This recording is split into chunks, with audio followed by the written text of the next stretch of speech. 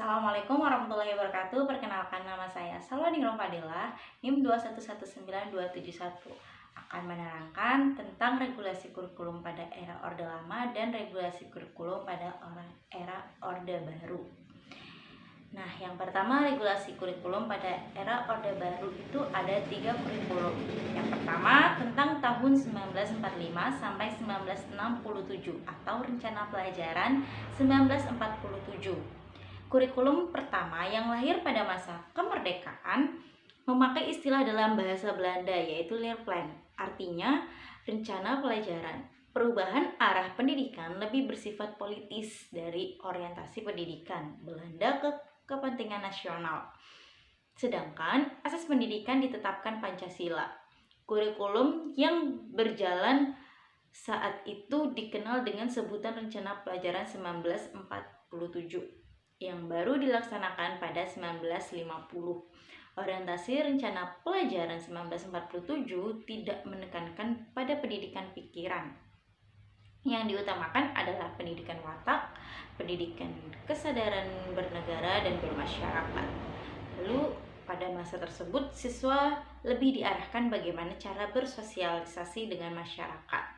Proses pendidikan sangat kental dengan kehidupan sehari-hari. Aspek efektif dan psikomotorik lebih ditekankan dengan pengadaan pelajaran kesenian dan pendidikan jasmani. Oleh karena itu, yang lebih penting adalah bagaimana menumbuhkan kesadaran bela negara. Lalu yang kedua adalah Rencana Pelajaran Terurai 1952. Kurikulum ini lebih merinci setiap mata pelajaran yang disebut Rencana Pelajaran Terurai 1952. Silabus mata pelajaran jelas sekali dan seorang guru mengajar satu mata pelajaran. Mengajar satu mata pelajaran pada masa ini memang kebutuhan peserta didik akan ilmu pengetahuan lebih diperhatikan. Dan satuan mata pelajaran lebih dirincikan. Namun, dalam kurikulum ini siswa masih diposisikan sebagai objek karena guru menjadi subjek sentral dalam mentransferkan ilmu pengetahuan. Nah, guru yang menentukan apa saja apa yang diperoleh oleh siswa di kelas, dan guru pula yang menekankan standar-standar keberhasilan siswa dalam proses pembelajaran. Yang ketiga adalah kurikulum 1967. Fokus kurikulum 1960 ralat. Yang ketiga adalah kurikulum 1964.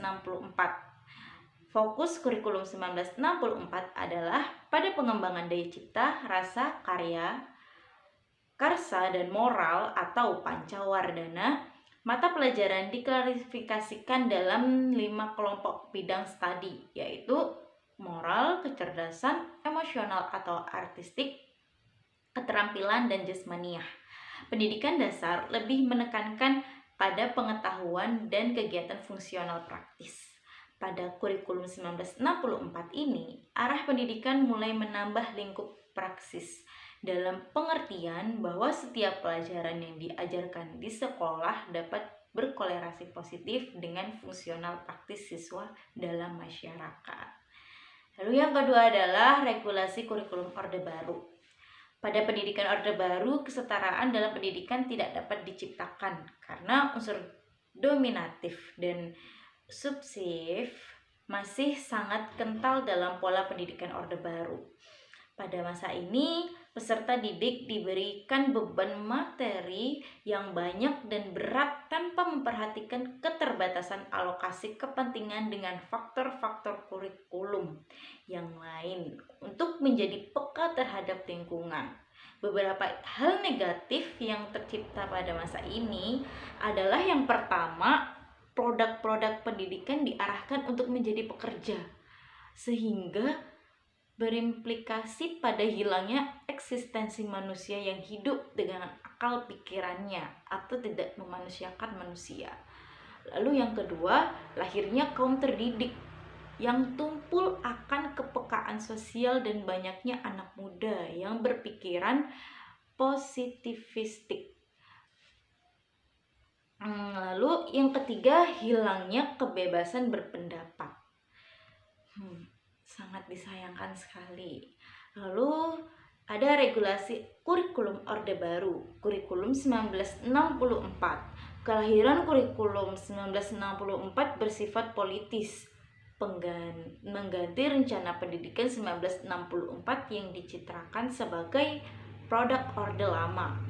Dengan suatu pertimbangan untuk tujuan pada pembentukan manusia Pancasila sejati, kurikulum 1968 ini menekankan pendekatan organisasi materi pelajaran, kelompok pembinaan Pancasila, pengetahuan dasar, dan kecakapan khusus. Muatan materi pelajaran bersifat teoris, tidak mengaitkan dengan permasalahan faktual di lapangan. Pada masa ini, siswa hanya berperan sebagai pribadi yang masif, dengan hanya menghafal teori-teori yang ada, tanpa ada mengaplikasikan dari teori tersebut. Aspek efektif dan psikomotorik tidak ditonjolkan dalam kurikulum ini. Praktis, kurikulum ini hanya menekankan pembentukan peserta didik hanya dari segi intelektualnya saja. Sekian, materi selanjutnya akan diterangkan oleh pemakalah berikutnya.